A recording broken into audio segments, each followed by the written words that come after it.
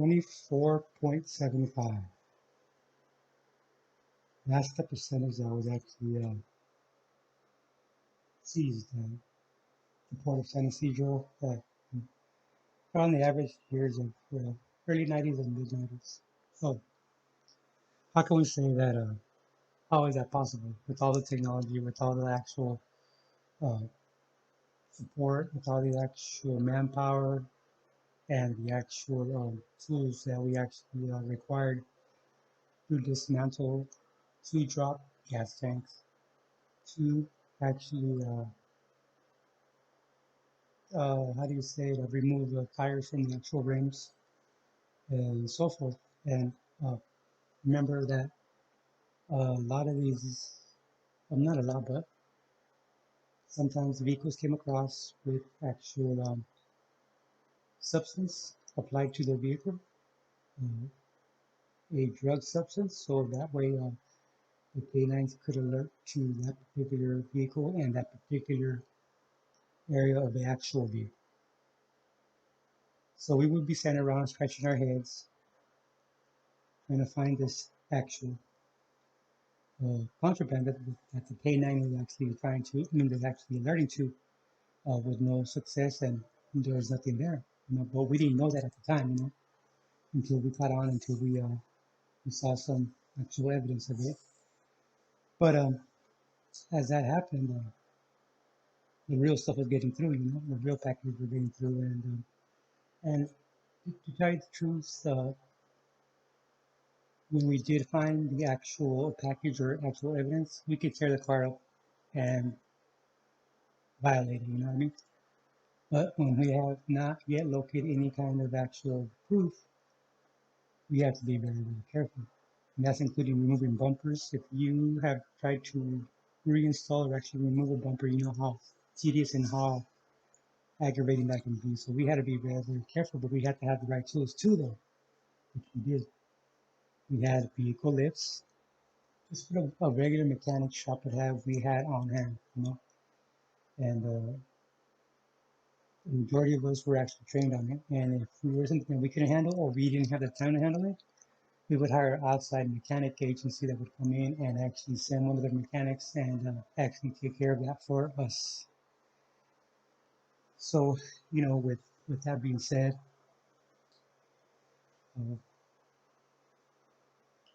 sadly to say, which I didn't find out till like actually way later in years, a lot of the agents were on the take. A lot of them, and I'm not saying a few. I'm saying a lot.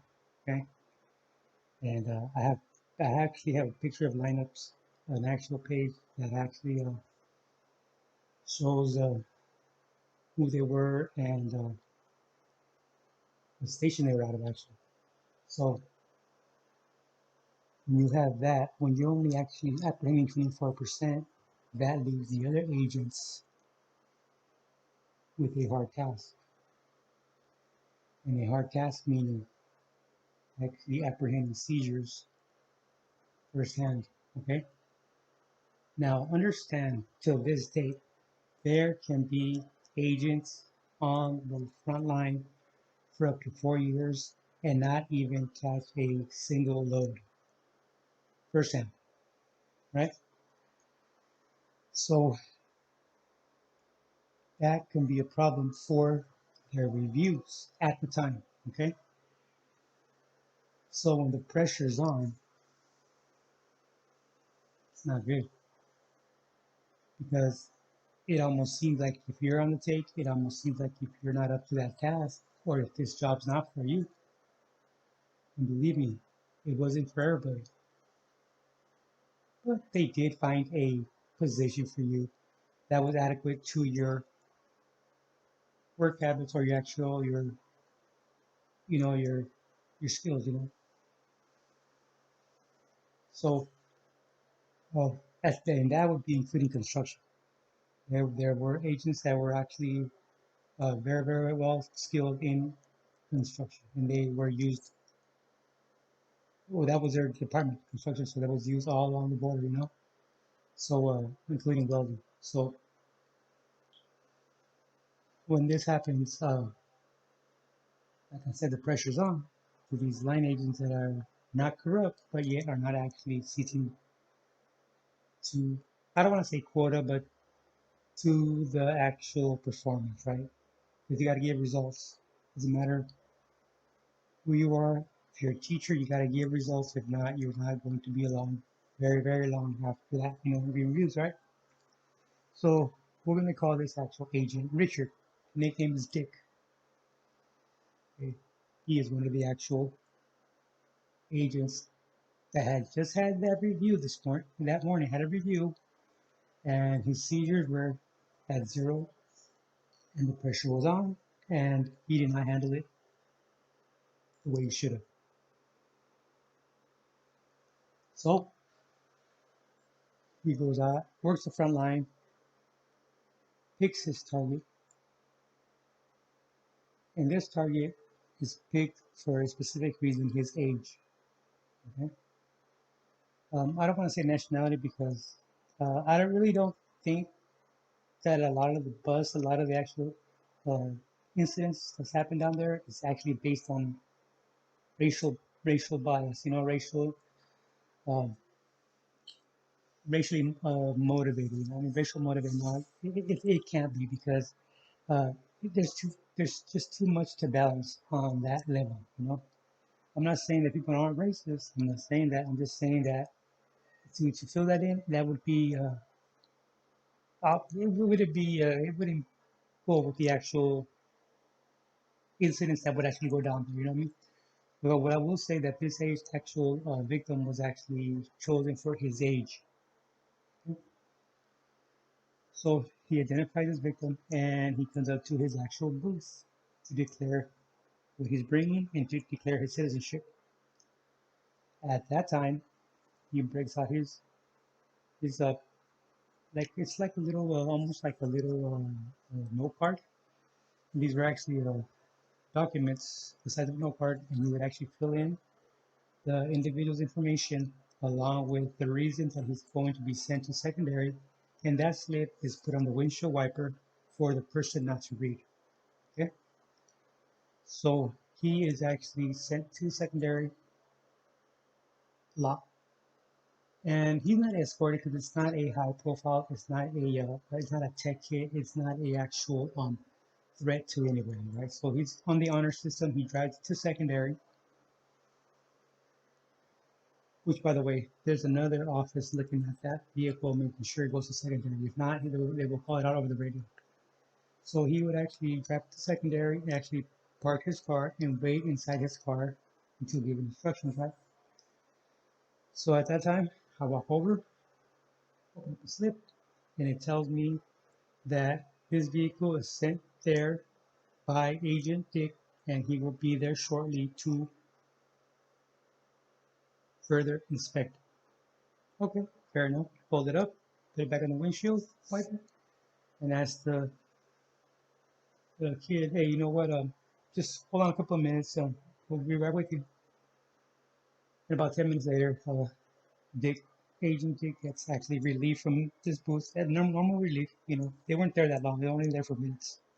So he gets relieved. He walks over. At that time, walks over to the vehicle, gets the gets the kid out, doesn't handcuff him, walks him over to our our holding area in the actual office. I don't want to call it a cell because it's just a room with glass, glass with the glass, with the metal inside, whatever it's called. He's in there with a quick pat down, just for big large weapons, right?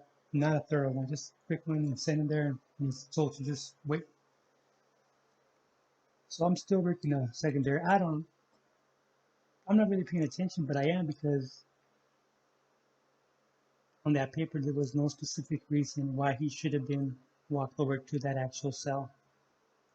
And if it was that high of a risk, he would have closed his lane and walked them over himself and actually performed that, but he didn't. He didn't. But on there was actual threat level on that actual paper either, because I could have done that. I could have done that for him. Okay, anybody could have done that for him. But it never happened. So he walks out of the actual office. I'm still kind of like side-eyeing him, see what's going on, because now I'm interested why he got walked over, right? very, very interested. And he walks over to the front to our another side of the office, and just just to let you know, at that side of the office there was actual a seizure room, and that seizure room wasn't the cleanest one around. Okay, so there could be stems, there could be seeds, there could be a little bit of blood actually on the floor at any time. It was that commonly used, and it was that actual uh, sloppy, I guess. You know what I mean? So he goes into that actual office, and he comes right back out. And at the time, I didn't think anything of it. I didn't think anything of it, right? So now I am I walk towards the actual vehicle, and I'm kind of tailing this agent for the fact that I'm going to ask him what are we looking for, what's going on, blah blah blah. You know, what did you see that I didn't see, that I haven't seen yet? You know, at which at that time he's on his knees inside the actual where the glove box is, in the passenger door, where the glove box is. He has something filled up in his hand, and he looks at me, red face, and says, "I have to find something, anything, anything, even a seed." At that time, it was zero tolerance, so even a seed can get you for busted for trafficking. Believe it or not, it was zero tolerance. And I looked at him and I said, "Nah, man, come on, man, that's not cool, man." And that's all I said. I just looked at a kid, looked at him, and said, "No." Shake my head. I said, mm I already knew what he was up to, you know. And he was kind of looking underneath the seat now and everything, looking at the seat, but he still had not opened up the hand that he had clenched. And I'm still looking at him, still looking at him, because that could have been me, that could have been you, that could have been any of your family members, and they would all said that they were frank, they would have been right. How are you going to ruin this kid's life by that charge, by that prison time? He's not even a criminal, but you're going to make him into a criminal. You know? And I took that serious when I was down there. I would have put myself in their shoes before anything.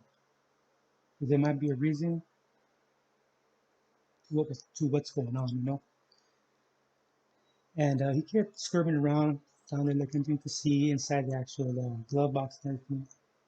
And I did not leave him. I did not leave that hand out of my sight. And after about 45 seconds, he got up frustrated and walked away, walked back into that office, came back out, got the kid, and sent him his way. Just like that. Now, I don't regret not saying anything. I don't regret not actually bringing this up, because this would have been a big, big career change for me, to tell you the truth. This could have been the end of my career. This could have been my career being blackballed. I'll tell you this much right now. I would have never gone back to San Diego to work. I would have got a different station, different ports, but I would have never gone. I would never have been sent down there ever again, just for the fact that I went up against an agent. Doesn't matter how bad it is, how what I don't want to cuss about how of a duty person he is. You just won't be trusted enough, you know. But I can honestly say that 4 months later, this agent actually resigned because he got a job in another state as a state trooper. Yep, believe it or not, as a state trooper, he got hired on somewhere else.